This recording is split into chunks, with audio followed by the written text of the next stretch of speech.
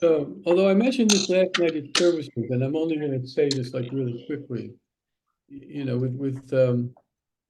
with Bereshit and Shemot, but not with the remaining three books, Leviticus, Numbers, and Deuteronomy, because they you have a you have a linear tale. Now, it's not, you could argue with me about Genesis to the extent, to the effect that, it's not really linear, because it starts with all these other interesting stories and then moves into Abraham. But the stories that precede Abraham, that precede the 12th chapter of Genesis, while they're not directly tied to Abraham, they are kind of like the prehistory of Abraham, and are all interesting stories in themselves. And so you start with creation, Adam and Eve, Cain and Abel, Noah and the ark, the Tower of Babel, and then plop right into the Abraham story. And this is so if you, maybe the first 11 chapters are not necessarily so linear, but certainly from Abraham to the end of the book, of Genesis, it's one linear tale, with the Joseph story occupying about a third of the book of Genesis, and it itself is a coherent novella with a beginning, a middle, and end, and theme, pathos, bathos, and ethos, and all of that stuff. It's a really good story. So we come to the end, right? Jacob and the whole mishpacha have relocated from Canaan into Egypt, and Joseph has set them up in Goshen, which one imagines is like Westchester County on the East Coast. I don't know my LA geography well enough to give a parallel like that, but they're doing well. And times come for the the patriarch to die. And that's what we're going to look at. I'm going to keep an eye on the time. I want to. Um, I'm going to try and exercise a hard stop by 11:30. Um, but before we stop, I want us also to look at this week's Haftarah. Just a quick reminder that um, most of the Haftarot have some kind of a connection to the Torah story of which they're a part. Now, that's not true, just as an aside, for all of the Haftarot that come from between Tisha B'Av and Rosh Hashanah. The Haftarot there are all from the book of Isaiah, and they're all Haftarot Nechemta. They're all Haftarot of comfort, intended to um, kind of soften the blow of the destruction of the temples and bring us to the serious themes of Rosh Hashanah. But otherwise, most of the Haftarot have an obvious, or maybe not always obvious, connection to the Torah story. This week's Haftarah from the first book of Kings is obvious. It's the death of David. So it obviously parallels the death of Jacob and the death of Joseph. And I'm going to try and get us to see all three of those scenes, namely the death of Jacob, the death of Joseph, and the death of David. And I'm going to try and time it accordingly. It's a relatively shorter parashah today, I believe, and it's highlighted by Jacob's blessing of his sons and previously blessing of Ephraim and Manasseh. So let's have a look at it.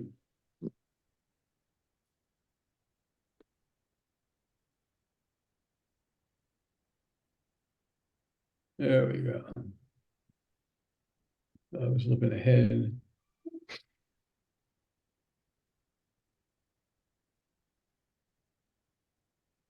Can you make it a little bigger? Yep.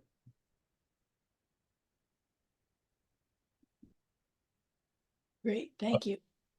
Okay. So a little thing that the way this parsha opens, Vayehi acharei hadvarim ha'eleh. That's a familiar phrase. I know of it in at least two other places, the most famous of which is the beginning of the story of the Akedah. Vayehi acharei hadvarim ha'eleh ve'Elohim nisa et Avraham. That's how it begins in chapter 22. After these things, God tested Abraham. So it says sometimes afterward, but it has the force of something like once upon a time. Doesn't mean once upon a time, but it's a literary form that lets you know that we're moving into the heart of a new story. All right, so Vayhi achar dvarim ha'ele vayomer liYosef hine avicha choleh vayikach et shnei banav imo et Menashe ve'et Ephraim. So sometime afterward, Joseph was told. Let me want to see I don't know why they put that in the passive voice, but all right. Sometime afterward, Joseph was told, "Your father is ill." So he took with him his two sons, Menashe and Ephraim. Now, Menashe is the oldest, and Ephraim is the youngest, and that's the order in which they're named here. But without getting too far, without getting into this parsha, so messenger comes to Joseph and says, "Dad is sick, and he's probably not going to get up." Why does he think to take his two sons with him? Now, maybe it's because of what happened subsequently, but why would it be Joseph's impulse to take Ephraim and Menashe with him when he visits his father on his deathbed? No right answer to this question. Just because they're grandsons? It could be that. Yeah, come see Grandpa. Come say goodbye to Grandpa.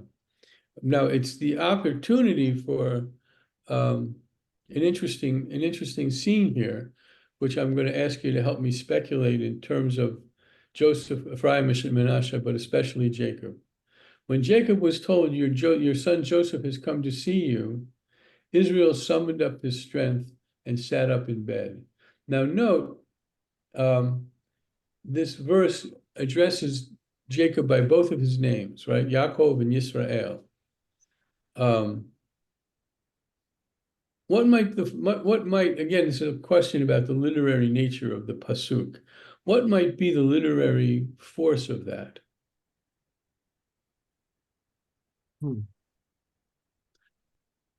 Rabbi, Yeah. I read the whole Parsha yesterday to prepare for Torah study. And it was throughout the whole Torah portion that they flipped back and forth between Jacob and Israel. And it was making me crazy because my silly little neurodivergent brain demands consistency. But of course, it's the Torah, so of course that doesn't happen. But yeah, it's like they want to emphasize that, I don't know, they want to emphasize that Jacob and Israel is the same person, or sometimes he's Jacob and sometimes he's Israel, depending on what he's thinking. I don't know. It was very confusing though, and it was irritating me that they were doing that through the whole portion. Wendy, the last thing I want to do is irritate you. I'm so sorry. I thought it was very well written, actually, and really was very moving and made you realize what amazing people they were, especially Joseph, that we should all follow in his footsteps. No, that's true. But so I'm laying it out. I mean, Wendy, I like your response that it's used frequently, but not entirely. I'm not so concerned about the frequency of it as its use. Now, of course, remember. Are they giving you the idea that he represents all of Israel? Are we talking about the whole Israel and Jacob personally? Do you know? I think like when the sons are coming there, don't you bring them for a portion? Isn't that like how wills were done? The portions are given to the people on your deathbed. Well, I'm not. You're answering a different question. I'm not sure what. I'm not sure what. Okay, well, there's two things. I think that they're representing Israel as a whole of the people, and then on his deathbed, he gives a portion to the sons, but also all of Israel. Do you know, to the sons? Do you know what I mean? It's a bigger picture than just Grandpa with his two sons. We're representing all of Israel. Let's see if that holds up. I mean, Okay. I don't believe they're given the portions in the deathbed. They're given their little blessings, which are strange. Well, not Jacob. Esau gave portions to his father. Isaac gave portions to Jacob and to Esau.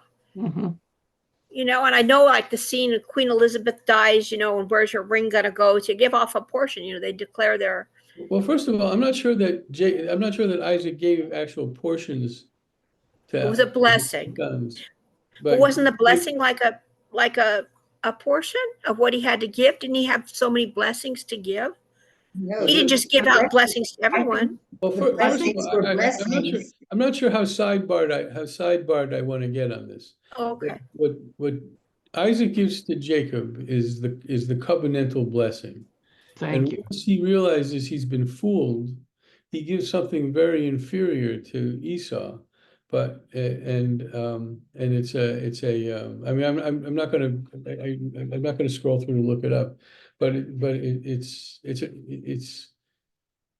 what it's what Isaac has to give to Esau, but it's not like apportioning land for what if I'm understanding you properly.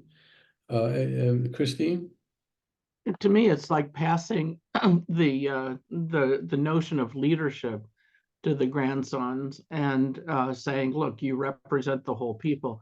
The glossing of Jacob and Esau is basically saying he represents the whole people as well as himself. And so it didn't, I don't think it's a mistake because I think they're basically intentionally making that illusion. And I'm not following anything you're saying, Christine. Maybe it's my poor head. Caffeine has it could be my lack of coffee. The when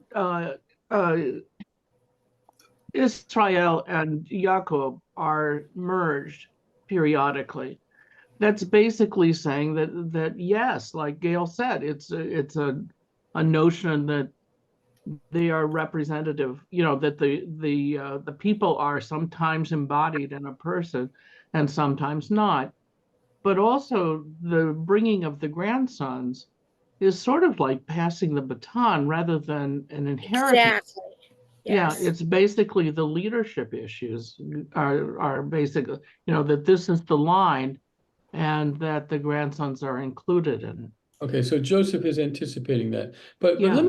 let's look at verse 2. Hold on, Ruth. Hold on. I see your hand. Let's look at verse 2. Um, Jacob was told, your son Joseph has come to see you. When, beg your pardon, although the when is not in the Hebrew, but all right, it's what you need here. When Jacob was told,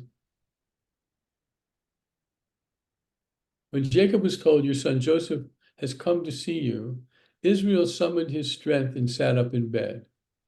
Now, the interpretations on the table is that somehow Jacob is Jacob the individual, and Israel is the embodiment of the totality of the people. I do not see that in this verse. I see two names being used synonymously without any real emphasis, the descriptive emphasis one way or the other. All right. Israel is summoning his strength. And in other words, where does the strength come from? It comes from the people.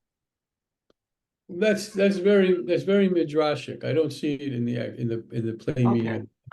Ruth and then Wendy. Well, I saw that the blessing to the grandsons was what he hoped would carry on for the future. Yeah. All the way.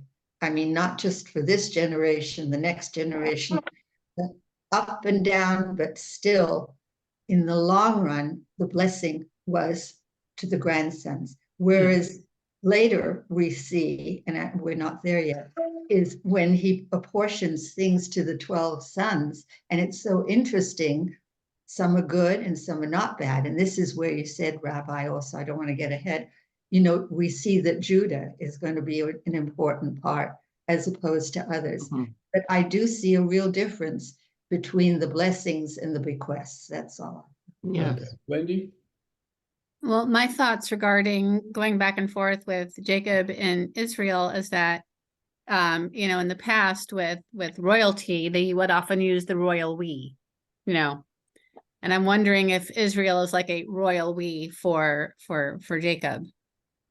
I don't know, because you need to show me. you know what I mean? You need to show some parallel examples. I'm not familiar with any. And in fact, the one case where an ordinary reader like little old me would be tempted to use that as an exclamation, I beg your pardon, explanation, is in the first chapter of Genesis, where God says, Na'aseh Adam b'tzalmenu ki demutenu.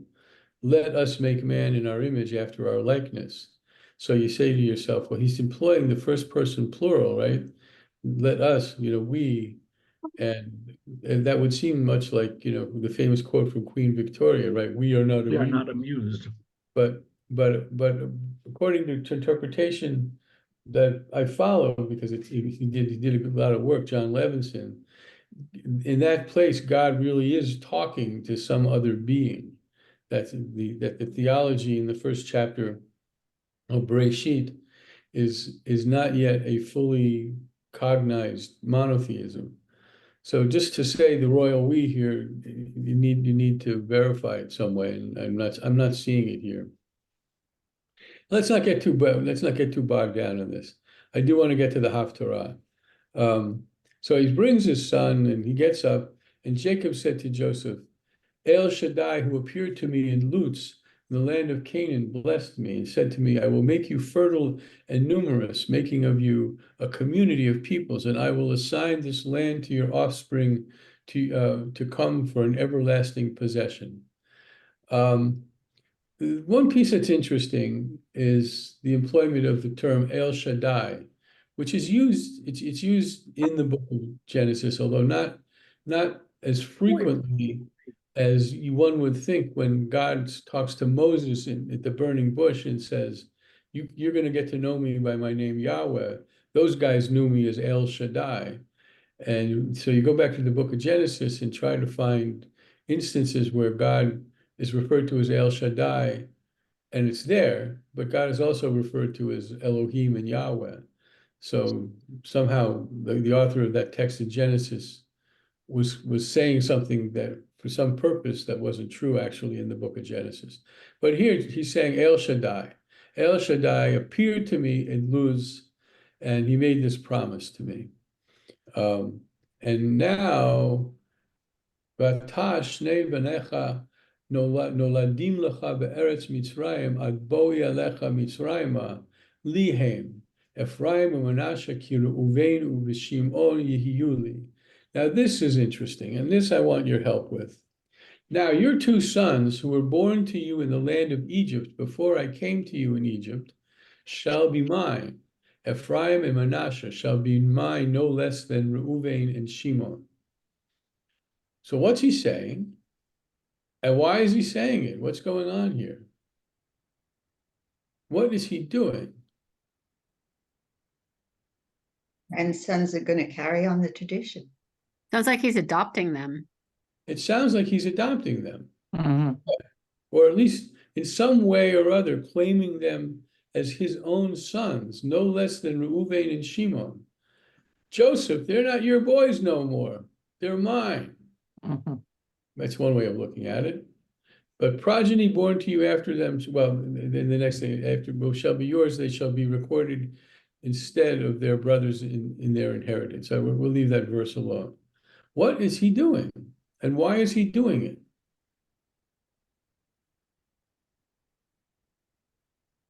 Does he want to send that inheritance directly to them and not to Joseph?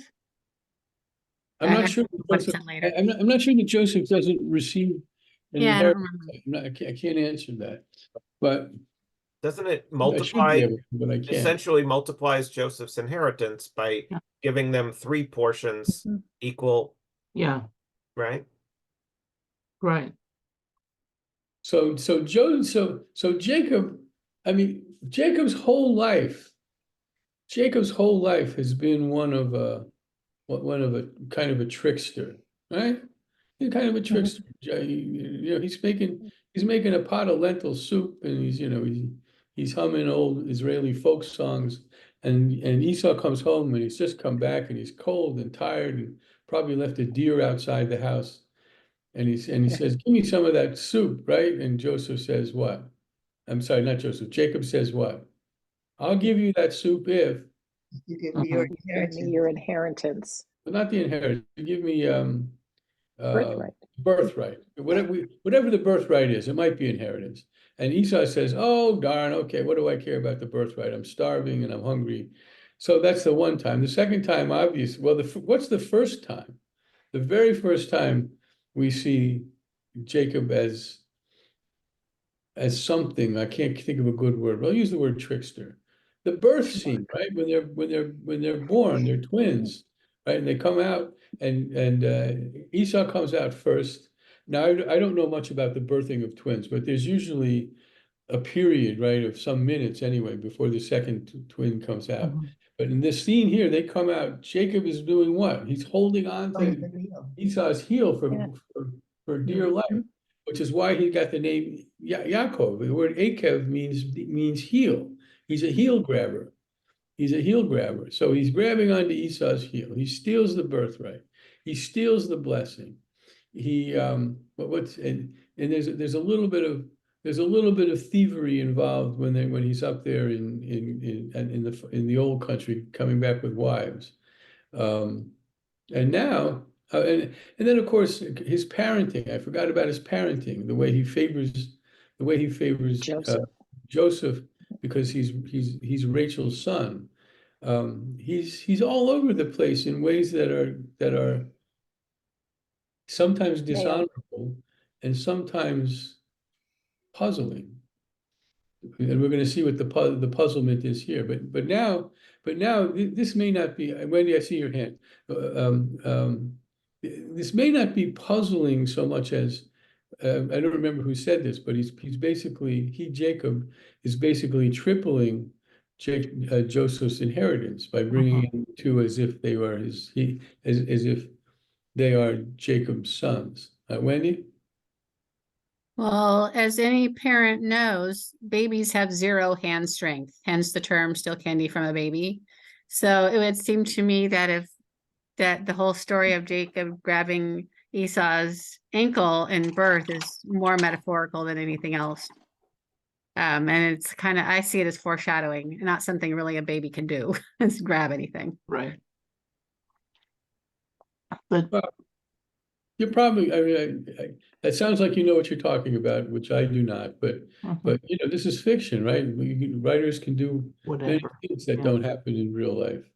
A But participant has set the caption language to English. I don't know what that Oh, means. sorry. No, I'm deleting that. Don't worry. Okay. Ignore All that. right. Christine, was that a hand? yes, it was. By adopting the grandsons at this point, he's really setting up a rivalry between the grandsons and the other inheritors.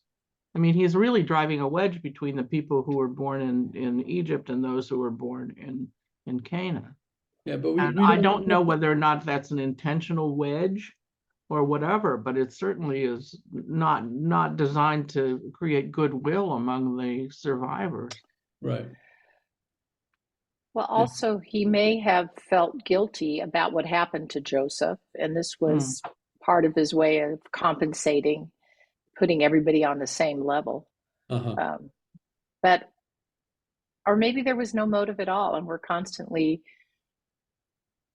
superimposing on these people our own sense of Right. intentions and Well, also, it morality. shows consistency on Jacob's side because he has a history of favoring one child over another. Yeah. This is just yet another Exactly. example of that.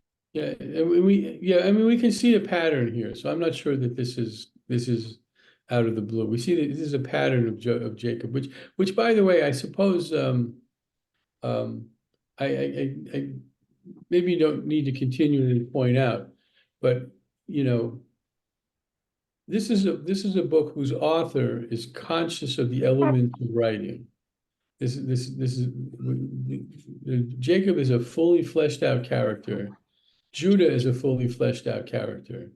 Joseph is not a fully fleshed out character. He has his moments, but he's not as No, Zorro. on as these other characters. So let's press on. I do this because when I was returning from Padam, Rachel died to my sorrow while I was journeying in the land of Canaan, when still some distance short of Ephrat. I buried her there on the road to Ephrat, now Bethlehem. Now note, by the way, the now Bethlehem is a side comment by the author. Well, you can see the quotation marks end. So the author feels that he needs to tell the reader that that Ephrat, you may not know what Ephrat is, but that's Bethlehem, that's Beit Lechem. So in case you, so that tells you something else, which is that this is the author rewriting, presumably, the author is writing, like you might say, historical fiction, and utilizing terms, locations in this case, that may be unknown to the reader. So he feels it necessary to tell the reader. If you don't know what Ephrat is, that's Bethlehem. You know what Bethlehem is. Okay, so Vayar Yisrael et Bnei Yosef Yomer Mi Ele. Noticing Joseph's sons, Israel asked, "Who are these?" And Joseph said to his father, "They are my sons whom God has given me here. Bring them up to me," he said, "that I may bless them." Now Israel's eyes were, let's see. Now Israel's eyes were dim with age. He could not see. So Joseph brought them close to him, and he kissed them and embraced them. And Israel said to Joseph, "I never expected to see you again, and here God has let me see your children as well." Joseph removed them from his knees and bowed low with his face to the ground. I want to stop here. First of all, who are we reminded of when Jacob's blindness is cited? Leah. Who are we reminded of? Can only be Isaac. one person. Isaac. Isaac, Yeah. who was blind at the point where he blessed his sons, and Isaac gets fooled. So Joseph brings the two boys close, and then in this moment, this very touching moment, he says, back then, now this is 17 years he's been living in Egypt, so this is already a remote memory. But back then, when I was suffering and you were gone for those 20 years, I thought I'd never see you again. I thought you were dead. And remember, he thought he was dead, right? He didn't know he was sold into slavery. He thought when the brothers came home with his tunic all soaked in blood, the assumption was he'd been attacked and killed by a beast. I never expected to see you again, and here God has let me see your children as well. Joseph removed them from his knees and bowed low with his face to the ground. Jason? Just curious, is the verb to see in verse 10 the same as the one in verse 11? Because it says he can't see, and then he uses the verb see you again right away. So I was a little uncertain if they meant. So lo yuchal lirot in verse 10, and then 11, Vayomer Yisrael el Yosef, Ra'o panecha lo palalti. So it's the same shorish, it's the same root. So is there something you want to make of Well, that? just they make the specific point that he can't see, and then in the next time he speaks, he talks about seeing them, which I understand is somewhat metaphorical, but they aren't using, they're using it literally. But I guess we can take it. It's a reflection on the past. When, 25 years ago, I never thought I would see you again. Right. But literally, he's not seeing them now. Correct. He's feeling them, but he's not, If you think about it as having bad cataracts, his eyes were dimmed with age, but it doesn't. He couldn't see right. He's not blind. And I think he's not blind, but neither was Isaac, by the way. What? Isaac wasn't blind either. Yeah. It was the same thing, and you wonder, like, well, didn't you notice all the other differences and how they smelled and blah blah blah and their size? But obviously, and Leah also, they always made a point that she had weak eyes versus Rachel. So the Old Testament seems very focused on this issue. Well, I don't want to look up the verse about Isaac, but it seems to me he's pretty blind. Why are you saying he's not? Well, partly because I don't see well, and I have a pretty good understanding of the way Yeah. people describe blind versus dimmed with age or Yeah. barely can see. And there's a huge difference between not seeing at all and not seeing well, or not being used to having lost a lot of your vision and trying to cope. Right. So, I mean, now that's just me. Now, again, I'm superimposing my perception of what goes on onto what's in the Old Testament. So it's hard to know what Well, I'm it makes sure he sense. was Sorry. infirmed. Yeah. But I've always thought to myself, I mean, really, that's an excuse for mixing up one kid for the other? Again, I'm just looking at it from somebody who I don't think it's routinely an mixes up accident. people. We haven't gotten there yet, but I don't think it's an accident. No, I don't think it's an accident either. But Okay. it does say that, he brought them close to him, so maybe he could see really close. And I can Yep. relate to,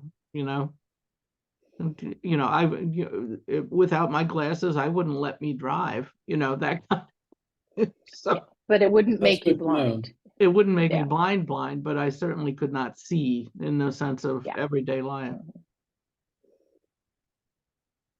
Give me It's the just a difference second. between legally blind and blind. Okay. So Massive. Give me just a second.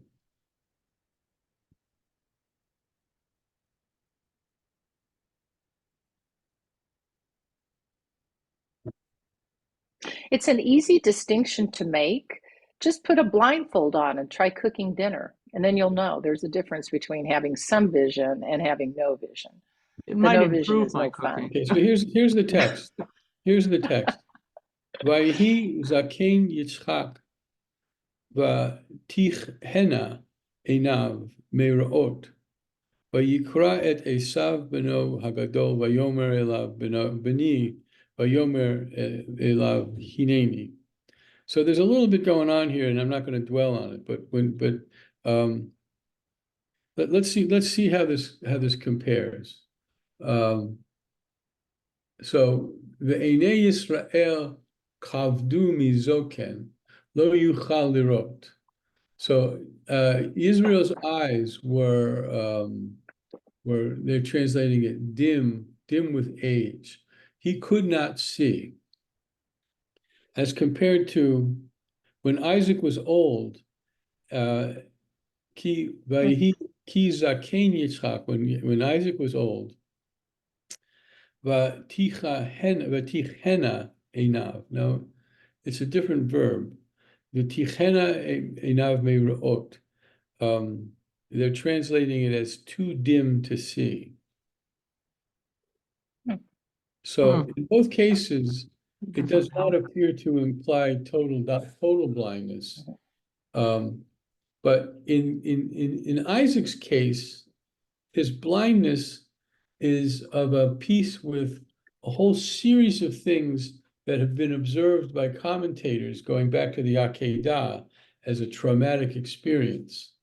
This one writer whose name isn't coming to my head, I'm afraid, sees traces of the diminution of the trauma of the Akedah as impacting Isaac throughout his life. Jacob, of course, has suffered no such trauma. But all right, let's proceed. Anybody want to say anything else to that? I never expected to see you again. I mean, that's a very touching scene. That's a very touching verse. Then Joseph bowed, and he bowed down. Joseph does the bowing down to the ground thing, which is very common. Moses is always bowing down to Yahweh when things get bad out there in the desert. Joseph took the two of them, Ephraim with his right hand to Israel's left, and Manasseh with his left hand to Israel's right, and brought them close to him. But Israel stretched out his right hand and laid it on Ephraim's head, though he was the younger, and his left hand on Manasseh's head, thus crossing his hands, although Manasseh was the firstborn. And he blessed Joseph, saying, the God whose ways my father Abraham and Isaac, the God in whose ways my fathers Abraham and Isaac walked, the God who has been my shepherd from my birth to this day, the messenger who has redeemed me from all harm, bless the lads In them may my name be recalled, and the names of my fathers, Abraham and Isaac, may they be teeming multitudes upon the earth. When Joseph saw that his father was placing his right hand on Ephraim's head, he thought it wrong, so he took hold of his father's hand to move it from Ephraim's head to Manasseh's. Not so, father, Joseph said to his father, for the other is the firstborn. Place your right hand on his head. But his father objected, saying, I know, my son, I know. He too shall become a people, and he too shall be great. Yet his younger brother shall be greater than he, and his offspring shall be plentiful enough for nations.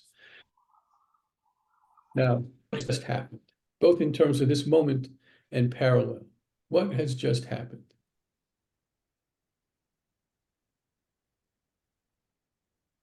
He's prophesizing. I'm sorry? He's saying a prophecy. Okay, he's prophesying. Good. Yeah. Christine, you saying something? I think maybe you're. Oh, I'm sorry. He's changing the line of succession. He's changing line of succession. And where have we seen that? By taking the younger and over the elder. But where have we seen that? In the way that his hands are, and the son tries to say, no, No, I don't mean that. I'm not to prove. No. In the With Genesis Isaac. story, where else have we seen With that? Isaac, we see it. With Isaac. Yeah.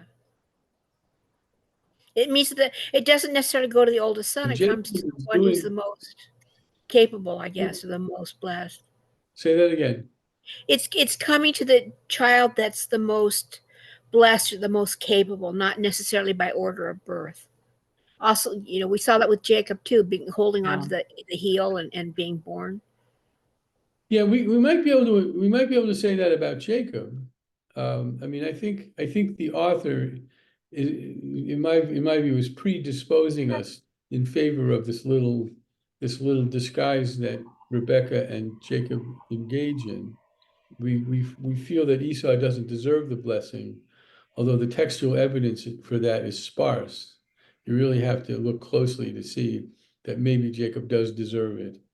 But Ephraim and Manasseh, what do we know from Ephraim and Manasseh? They're just two kids sitting on somebody's lap. Mhm.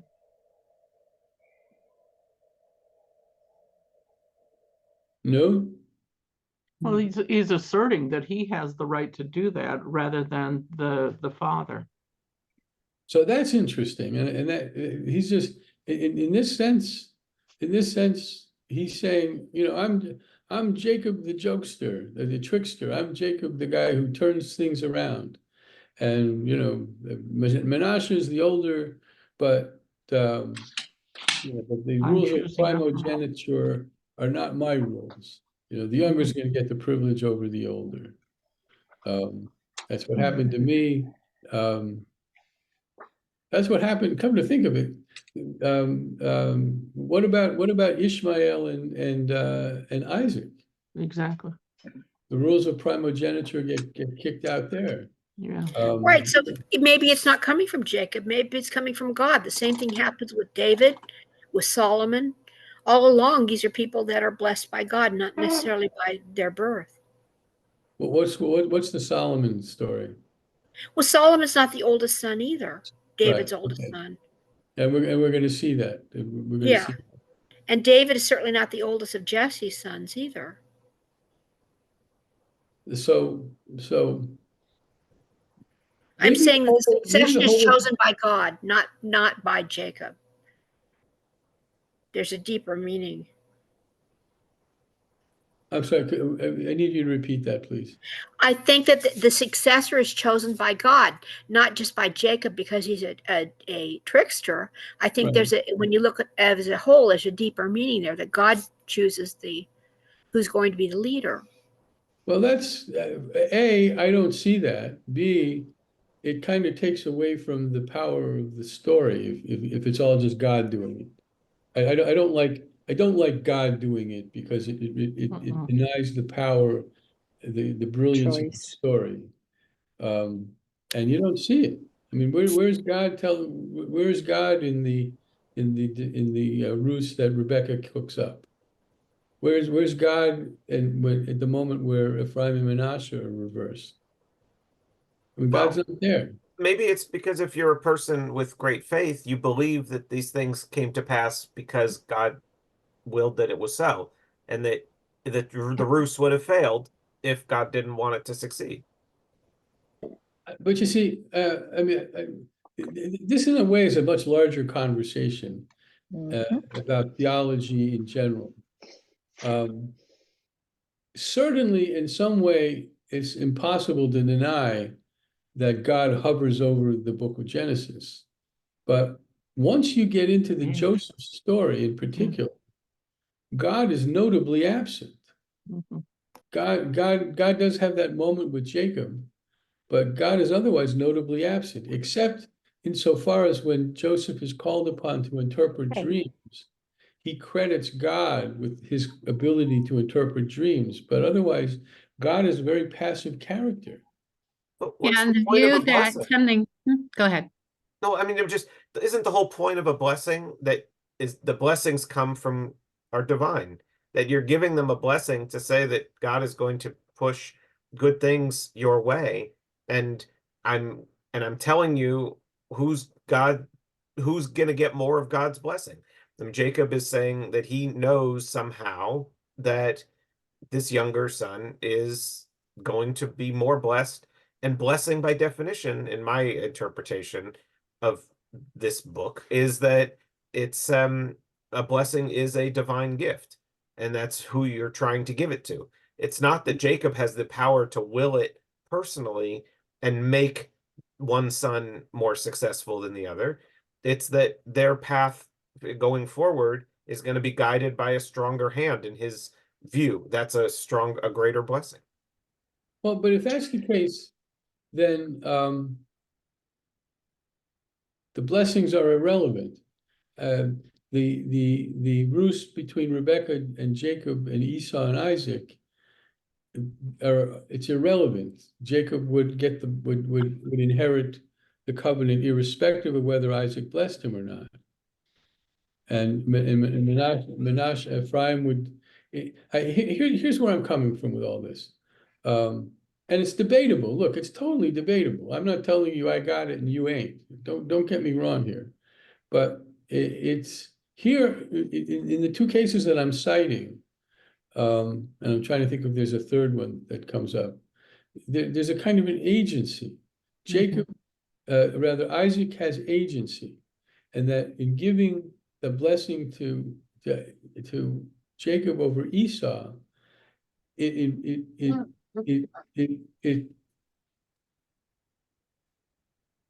how do you say this? It gives Jacob the power that he wouldn't otherwise have.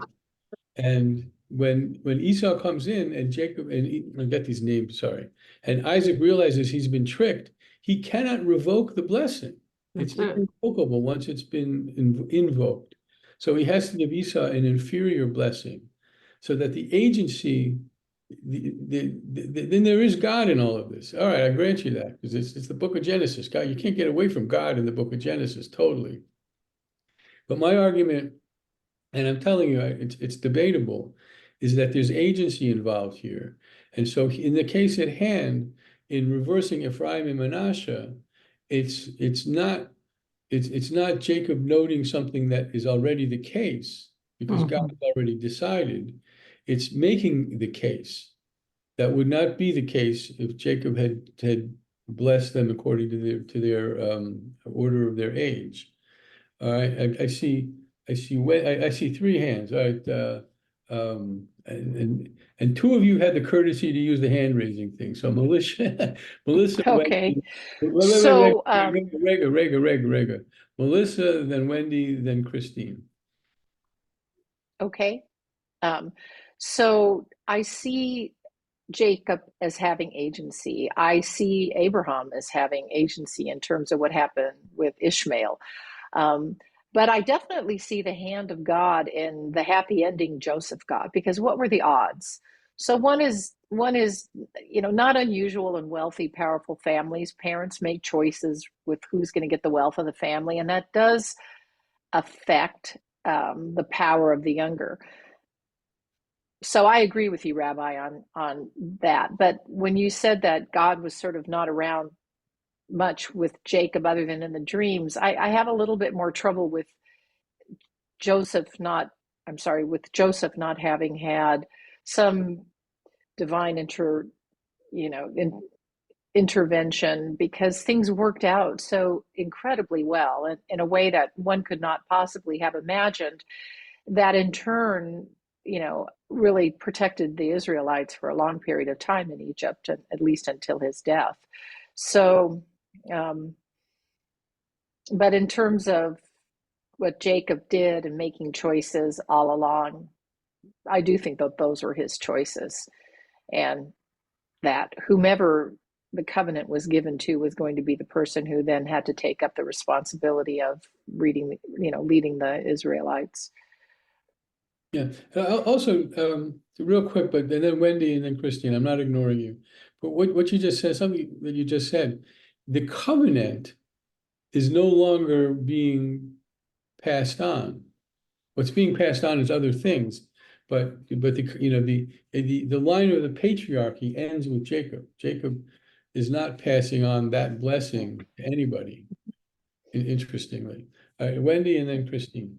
All right. Well, first thing, I disagree with what Jason said in that if something happened, it's because God wills it. That's very much an Islamic thing, really. They believe, well, if I was able to blow up that bus, then God must have wanted it to happen. That's how they think. But in Judaism, like what we saw with Jacob wrestling the angel, God limits himself. He could have, the angel could have wrenched the hip at any time, right? Or worse. So what I see here, when someone blesses somebody else, it's the author telling us this is the spiritual heir of that person. Like Jacob was the spiritual heir of Isaac, and Ephraim is a spiritual heir of Jacob. That's how I see it. Because I don't feel like if you bless someone, God is directly involved. Like when we bless our children on Friday nights, the blessing is coming from me, saying, I want good things for you, kind of thing. Right. Not that, oh, God's going to take a hand in things and everything will be amazing. You know what I mean? Anyway, I need to get going. I have to take Eva to an appointment. I'll be back in 10 minutes. All right.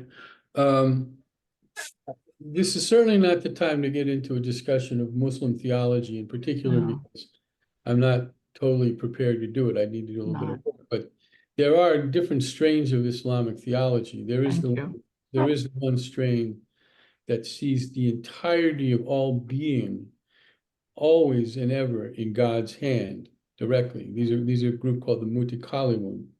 And the Mutakalimun believed that was the case, that God could literally restructure the universe, but there was another school, and I don't remember the name of it, that sees things a little differently. This is on the one hand. On the other hand, don't think that in the Jewish tradition there isn't that kind of thing that believes. I remember when I was in the yeshiva, a friend of mine who was invited as a guest said to one of the rebbes, "You mean to say," the rebbe was making a claim like, your fate is to some extent predetermined. It sounds kind of Protestant, but that's what he was saying. Your fate is predetermined. And my friend said, does that mean if I walk out in front of an Egghead bus doing 20 miles an hour, I'm not going to get killed? And the Rebbe sagely nodded his head. So there's that kind of predeterminism in Judaism as well. So we can't really distinguish from Judaism on that matter. So Christine, I think in this order, Christine, Jason, Melissa, and Wendy raised her hand and then left the room. But so go ahead. I think that although this seems very venal, I think that basically Jacob is asserting it's almost like Monty Python, I'm not dead yet, that he has the right to contravene his son's wishes for who becomes the successor. And that it's like a reminder to his son that you don't contravene your father. And I think it might just be that. I don't think it needs to be anything else. He's being consistent with how, as you put it, trickstery, the whole history has been. But Well, it's also a reminder to the son that he doesn't overstep his bounds while his father's alive. all right, Jason? Well, I just, I want to emphasize that what I'm reading here is the literal words here say in the blessing, God make you like Ephraim and Manasseh. It's not saying, may Ephraim and Manasseh be blessed. It's specifically saying that God should do it. And so I see that as, at least on some level, Israel's belief that God has that power, that in his theology, God does this for him and for his offspring. Whether or not we choose to believe it is a whole other game, but I think that he believed that he was giving him a direct power that flowed through him from God to give this blessing, and that it should then be passed on, and that we should do it in the future as well. Yeah. So this brings up, I don't remember who I was discussing this with. I seem to travel in strange company. But when you bless your girls, your daughters, it's Yisimech Elohim Sarah, Rivka, Rachel, Leah. May God bless you like the matriarchs. But when you bless the boys, it's Yisimcha Elohim, not ke Abraham, Yitzhak, Yaakov. It's Yisimech Elohim ke Ephraim u'Menashe and Uche Menashe. And the question is, why not the patriarchs like the matriarchs with the girls? And we couldn't come up with an answer. One response to that nobody did any work to find out is when the blessing for the daughter originated. In other words, it might have this blessing for sons obviously is here. It's biblical, right? And so I'm going to read you the V'yivarchein bayom lemor Yisrael lemor. So he blessed them on that day, and he said, "By you shall Israel invoke blessings. Yisimcha Elohim ke Ephraim u'chemanashe," and that's the exact blessing you make to your sons. Yisimcha Elohim ke Ephraim u'chemanashe. So the question about daughters is, maybe this all comes later. Maybe in a softer patriarchal moment, somebody said, "How are we going to bless our daughters?" But this is clearly the origin of blessing your sons by Ephraim and Menashe. That's all I want to say. Is there, Wendy, are you there? No, she's not. Any Melissa, did you want to say something? Okay. No, I don't. I just hadn't put my hand down, Rabbi. Okay. All right. Now, all right. Because of the time, I'm going to skip the blessings of the sons, I'm afraid, because because this will get us to the death of Jacob and the death of Joseph. They are interesting, Rabbi, that some of them are good blessings and some of them are not that good. I mean, I thought that was interesting in the blessings. Yeah, but I to be perfectly honest, I never know how to deal with the totality of them. But that's not why I'm skipping them. It's not out of laziness. It's out of time.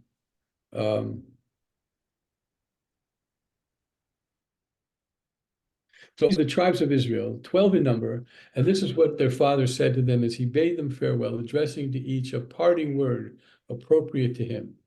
And then he instructed them, saying, I'm about to be gathered to my kin. Bury me with my ancestors in the cave which is in the field of Ephron the Hittite, the cave which is in the field of Machpelah, facing Mamre, in the land of Canaan, the field that Abraham bought from Ephron the Hittite for burial site. There Abraham and his wife were buried. There Isaac and his wife Rebekah were buried.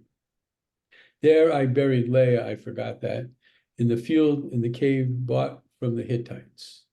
When Jacob finished his instructions to his son, he drew his head, and breathing his last, he was gathered to his kin. Vayecha Yaakov letzavot et banav, vaye'esof raglav et hamita, vayigava, vaye'asef el amav. He was gathered to his kin. So that, ladies and gentlemen, is what you call a death scene. That's a very long death scene, starting with switching Manasseh and Ephraim, blessing the sons, and as he gets to the end, he says goodbye, and make sure you take me back to the old country. Don't embalm me and throw me into some crypt here. Take me back. So Vayipol Yosef al panei aviv vayavk elav vayishaklo. So Jacob flung himself on his father's face and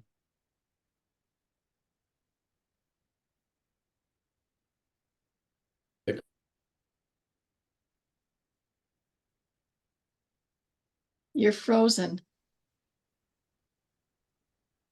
that's an interesting placing of the word Israel based on our earlier discussion.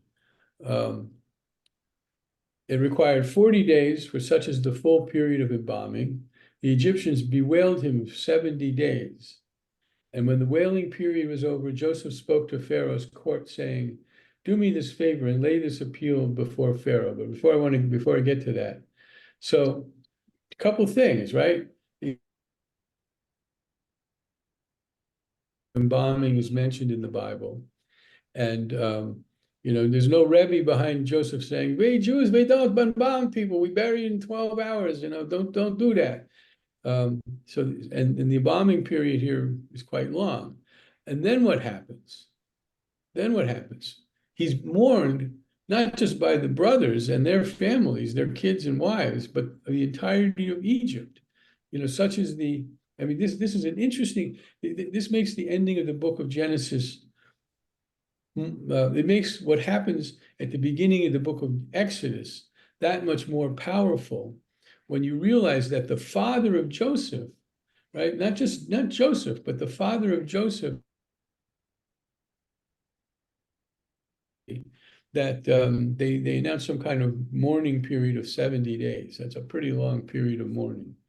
And they had 40 days to prepare for it. So it's telling you that this mishpocha is really honored in this country. And it's honored because Joseph saved the country from death. And in fact, moreover, Joseph enriched the country by conceiving this scheme of selling food to people so that the empire is even stronger at the end of this 7 years of plenty, of famine, rather. And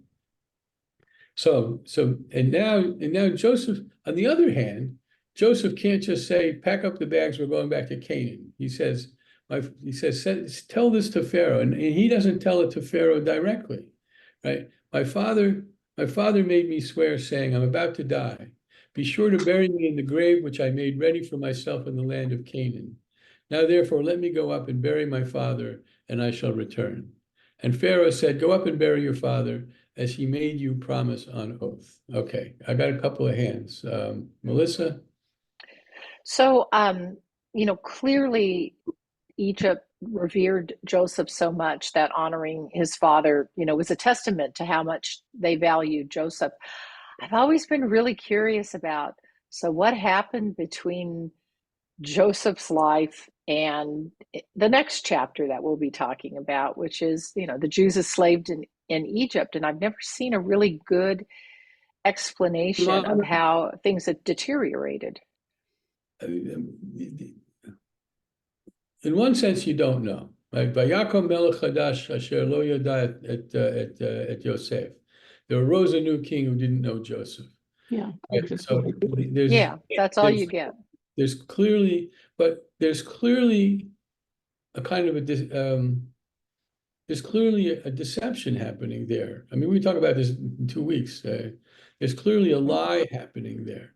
Why would this Pharaoh not know Joseph, but that this Pharaoh chose not to know Joseph? That this new ruler chose to disregard the History.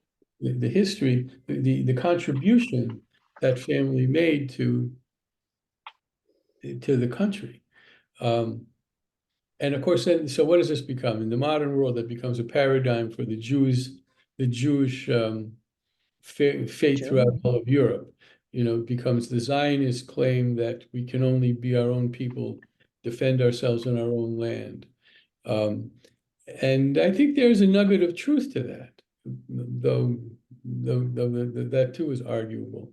But right, that's kind of my point, that they're so, this family's contribution. Amnesia. Say again? Amnesia. There's this amnesia about the contribution of the Jews at a critical time in Egypt's history.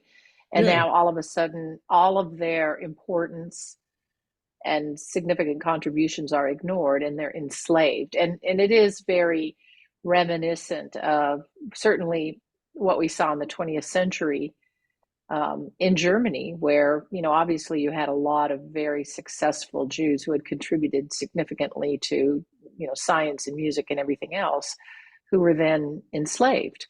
Right. And it's also, you know, along with that, particularly at this moment in time, this foreboding, because we've all been so comfortable in the United States. And Jason started this Torah study with saying, oh, we had a new, you know, convert come to temple last night. Why would anyone decide to be a Jew at this point in history? So, and now we do look to Torah for insights into how these things happen. So I just, on that grim note, I'll let you continue. You don't have to go back to 1933. No. I mean, you can go to 1492, for example, or Yeah. the Jews are expelled from France, or Jews are expelled from England. You know, and even in the Muslim world, where Jewish fate wasn't quite as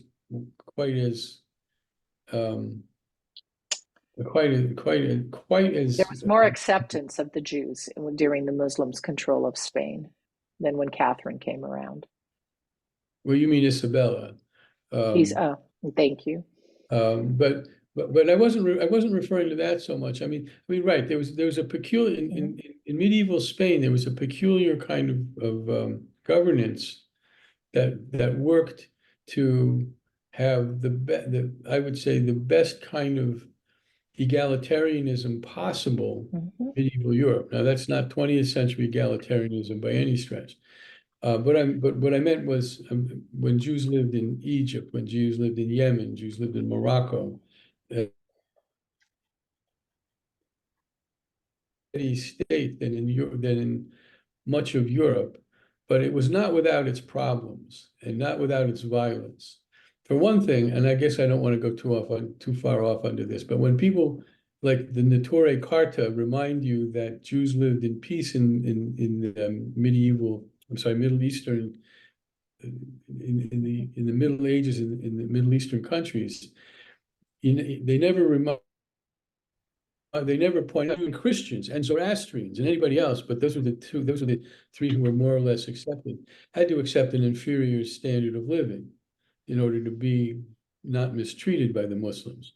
You know, they paid an extra tax. There were times they had to wear certain kinds of clothing. There were times they were limited in what they could build. But I don't want to get off on it. So that's as much as I want to get off on if we want to make any progress at all. Yeah. All right. So we're talking about this, the great reception that this family seems to have had in the life they've established for themselves within the Egyptian polity.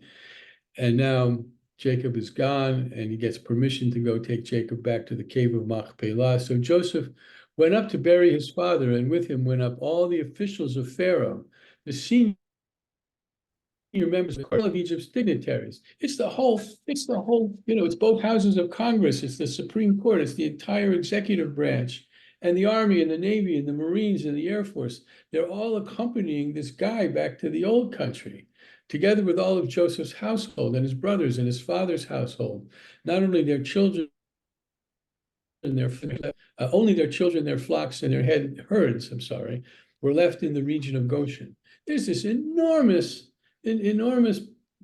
parade of people going from Egypt back to the cave of Machpelah in Hebron. Chariots too, and horsemen went up with him. And it concludes with great understatements in literature. It was a very large troop. And when they came to Goren Atad, which is beyond the Jordan, they held there a great of 7 days from his father. More mourning. There's not 75 days wasn't enough. And when the Canaanite inhabitants of the land saw the mourning at Goren Atad, they said, "This is a solemn mourning on the part of the Egyptians." This is why it was named Mitzrayim, which is beyond the Jordan. Avel Mitzrayim means literally the mourning, M-O-U-R, the mourning of Egypt, which is beyond the Jordan. Thus his son, I see your hand, Christine. Thus his sons did for him as he had instructed them. All right, let's just do one more verse, and then Christine, you can have your say. His sons carried him to the land of Canaan and buried him in the cave of the field of Machpelah in the field of near Mamre, which Abraham had bought for a burial site from Ephron the Hittite. And after burying his father, Joseph returned to Egypt, he and his brothers, and all who had gone up with him to bury his father. Christine? If you were an ambitious future pharaoh and you saw how much support there was for this guy, you would feel very threatened. And that might go some distance in seeing the taxation on the Jews in Egypt going way up and their transformation into enslavement in the way that slavery was done in those days. Yes. Yeah, I think it's the support for Joseph that is just, I mean, not Joseph, for Jacob is really the explanation. It's just there's too much support for him.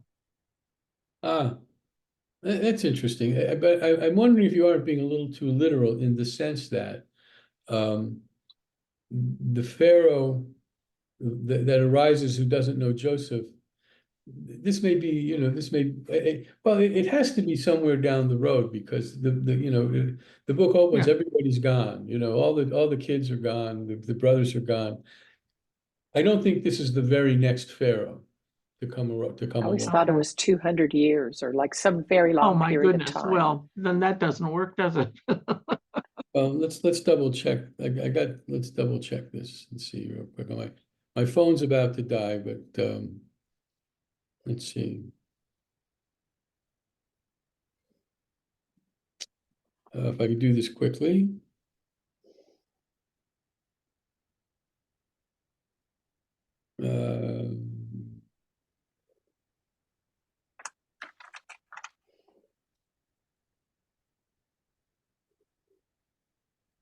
All right, so these are the names of the sons of Israel. This is the beginning of the book of Exodus. So all the sons are named. And Joseph died and all his brothers. But the Israelites were fertile and prolific. They multiplied and increased very greatly so that the land was filled with them. So that connotes, it doesn't give a specific number of years, but it connotes generations, right? And then Vayakam Melech Hadash al Mitzrayim asher lo yada et Yosef. So it doesn't seem to be the very next Pharaoh after this one. Time has passed. Okay. And so on. All right, does somebody else have a hand up? All right. After burying his father, he returned to Egypt. Now, when his brothers saw that their father was dead, what if Joseph, they said, what if Joseph still bears a grudge against us and pays us back for all the wrong that we did him? So they sent this message to Joseph. Before the death, so they're nervous and maybe justifiably. Before his death, your father left this instruction.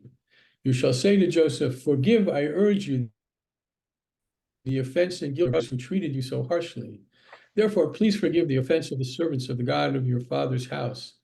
And Joseph was in tears as they spoke to him. His brothers went to him themselves, flung themselves before him and said, we are prepared to be your slaves. But Joseph said, have no fear. Am I a substitute for God? Besides, although you intended me harm, God intended it for good, so as to bring fear not, I will sustain you and your dependents. thus he reassured them, speaking kindly to them. So Joseph and his father's household remained in Egypt. Joseph lived 110 years. So the brothers were really nervous, But what was it in Godfather? Was it Godfather 2 about what's it about? We're not going to do anything to Fredo till mom dies, right? And when mom dies, Fredo gets it in the middle of the lake. That's what's going on here. Dad's gone. And although there was this wonderful, really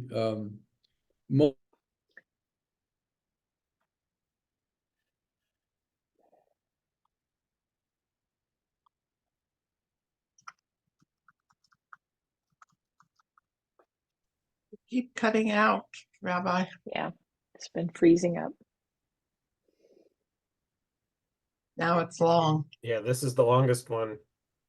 Yeah, Maybe he's maybe on, he's been working off his phone's internet. yes, the phone is dying. Now you're on mute, Rabbi. Or Thank maybe you. gone. Thank you. I've been having some connectivity problems, but Yes. the system took care of itself. So let's bring the screen share back up.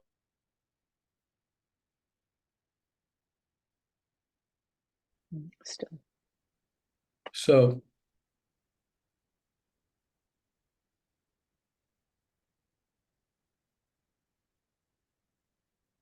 So I'm picking up at verse 23. Joseph lived to see children of the third generation of Ephraim. The children of Machir, son of Manasseh, were likewise born upon Joseph's knees. At length, Joseph said to his brothers, I am about to... So to make this clear, so now Joseph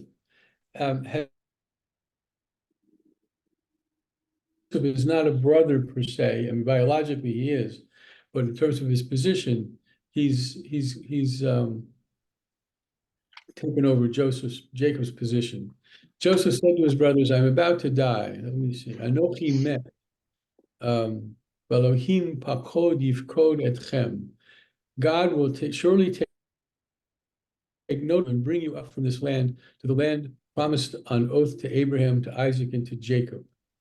So Joseph made the sons of Israel swear, when God has taken notice of you, you shall carry up my bones from here. And Joseph died at the age of 110 years. He was embalmed and placed in a coffin in Egypt. So I see a couple of things here, and I'd be interested in your contributions as well. So Joseph has supplanted Jacob because Jacob is gone. And so he's saying things to his brothers. He's saying this thing to his brothers as if he were their father. It's they could all in their turn, all the brothers in their turn could be saying this, but it's Joseph who says, when I'm gone, when God has taken notice of you, carry my bones up from here, right? When you leave this place, take my bones with you. And when they leave Egypt in the Exodus, they take Joseph's bones. No, there's no description of the bones actually being interred in the cave of Machpelah, but the final reversal of the laws of primogeniture are manifest right here when the second youngest brother, the second youngest child, demands of the older children to honor his request that his bones not be allowed to remain in Egypt in perpetuity. And the book ends. That's the end of the book. And that's what Grammy Cohen called the story. And we got a little bit of time to look at David. So any questions or comments? Well, they were all dependent on Joseph. So in some ways, because of his role as protector, probably the benefactor financially, because he had power, he did become the patriarch of that family through default because he was in charge, and they were reliant on him and reliant on his goodwill. Yeah. Yeah. All right. All right, so let's let me get up the other one.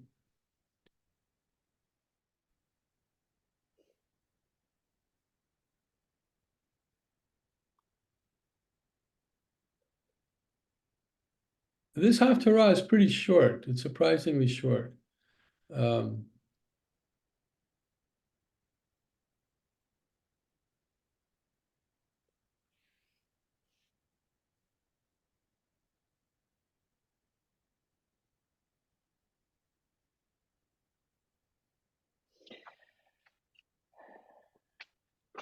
So while you're looking, Rabbi, I sent the address to your Gmail. Jason says it went Okay. through of Yeah. the information. And Yeah. people are coming at 4:30. Sunset is at 4:49. You can leave at 5. It's okay. Well, the sunset doesn't work. You know you can't. Really? Well, it's You do raining have just Bella. looking. No, you do. So what's the You do have rule? Bella.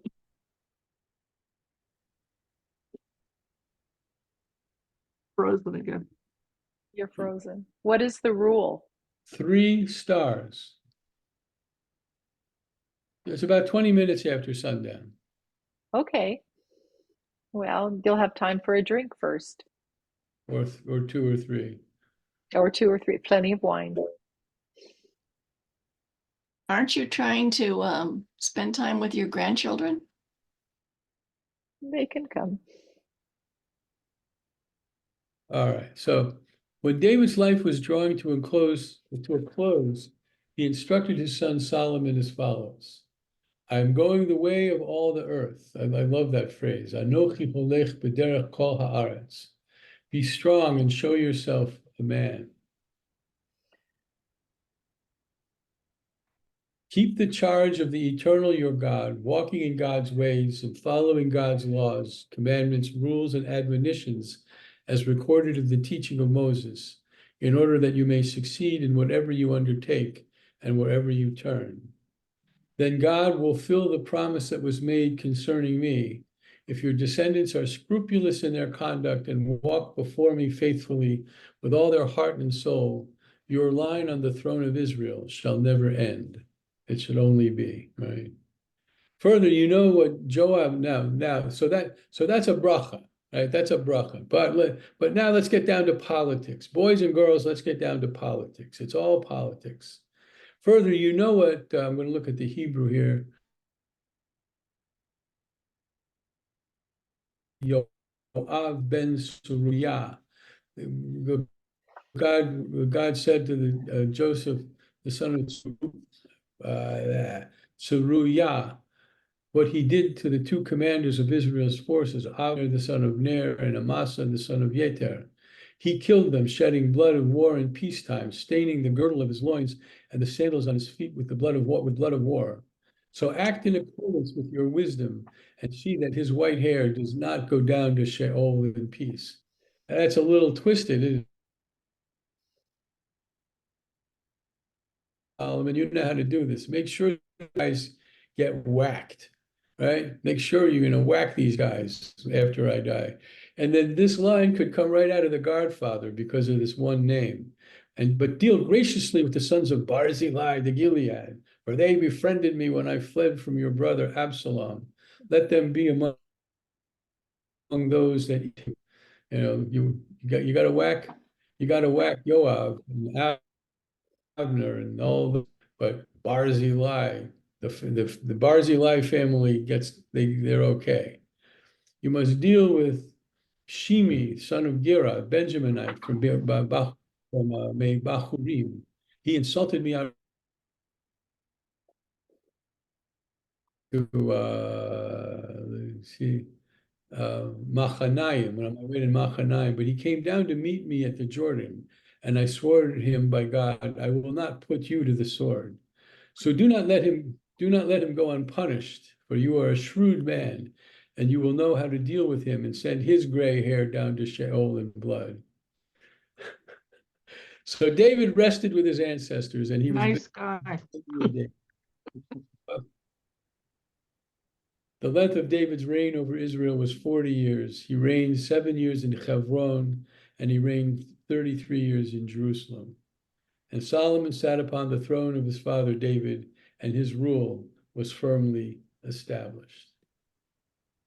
So there you have it, ladies and gentlemen, 3 death scenes, all for the price of one. Jacob goes, Joseph goes, and David goes, but not without telling Shlomo, his successor, you got to do my business, take care of my business.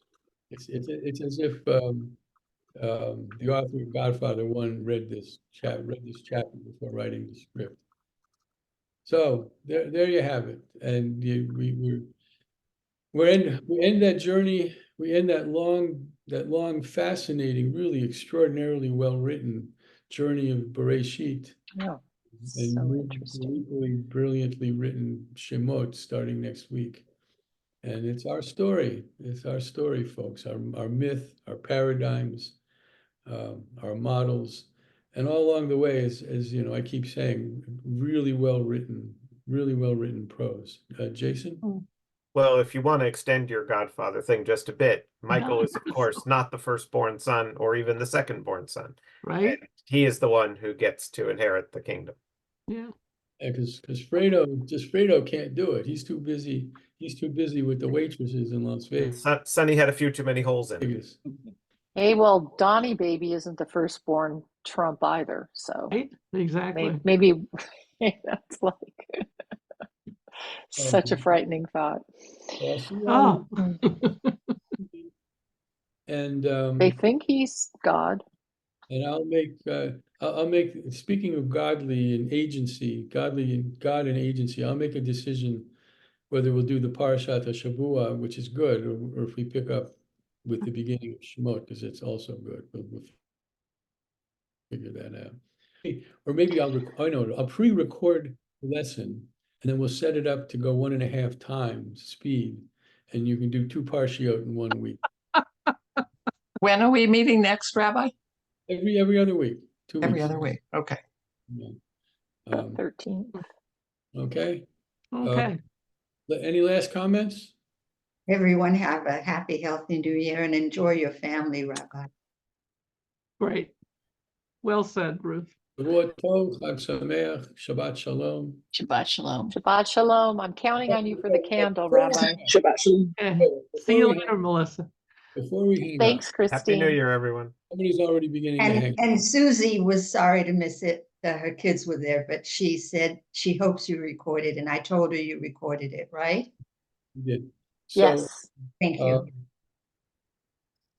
I keep haranguing the congregation, and nobody opens a book. I'm so disappointed.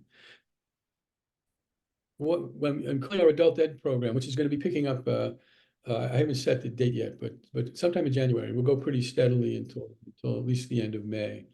I've got some really good lecturers coming, some good course topics, but I'm calling it Lair House. Did anybody open a book to see why I'm using that term? It's a study hall.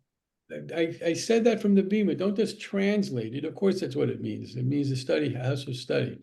Because in the 1920s, Franz Rosenzweig in Frankfurt, Germany, started what became a model adult education institution called Lehrhaus. House. He had a remarkable philosophy of education. He brought in the really great teachers of his day. And as I understand it, he assigned them topics that were not their specialty.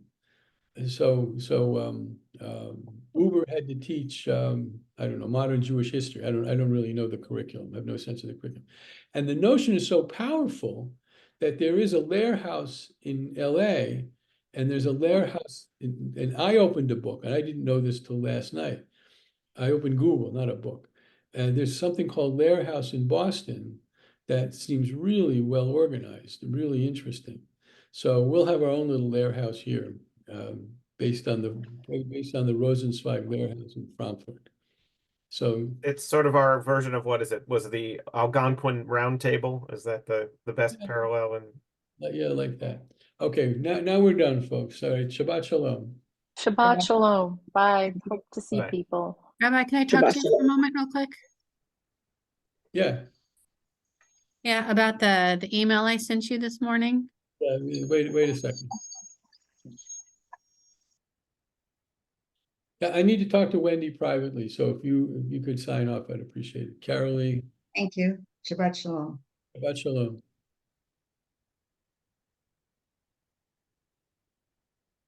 Trying to leave. Yeah, get out of here, go away, I don't want you anymore. There you go. And I don't know if Carolee can stay on this, because she's actually brought this to my attention. But yeah, go ahead. Yeah, well, I talked to Shia last night on the way home, and he said Siani had sent YouTube links to him and the other kids. In the YouTube video, it says you need to believe in Jesus, or you're going to die when the rapture comes. Right. And then he said that she told Noah Lavi, you need to be homophobic. You don't read your Bible enough. Jesus hates homosexuals. Yeah, So, it's not the kind of kid I want around my kids, So, especially no. at synagogue. One problem is I don't know who these people are. I don't know how to contact them. 2 Shabbatot in a row, I wanted to speak to them.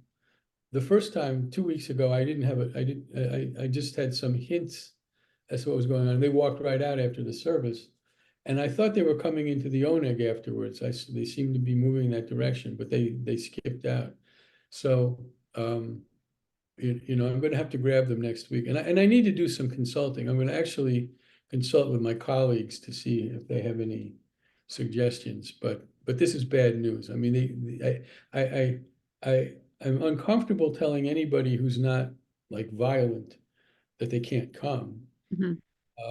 But I think I can insist on a certain kind of behavior, and I don't think this is the parent. The parents they're messianic. I mean, I know that the kid is not, but they need to know that this kind of behavior is unacceptable, and I think that's the first thing to say.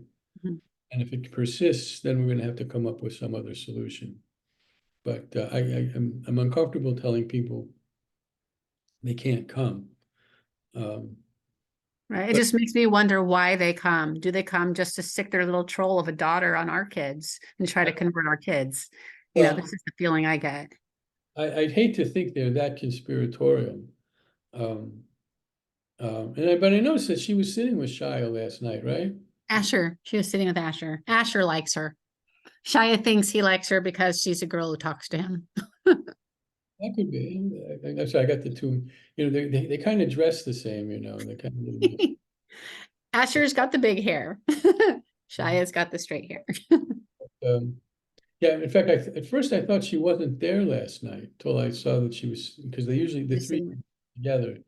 I thought that the two were sitting, but next Friday I will go up to them at the beginning of the service and insist that they meet me in my office after the service. Okay, sounds good. And if they skip out, then we really got a problem. All right, but I'm glad you did. I'm glad you did that little bit of investigating. Okay. Yeah, me too. All right, Shabbat shalom. Thank All you. right, Shabbat Shalom. Bye.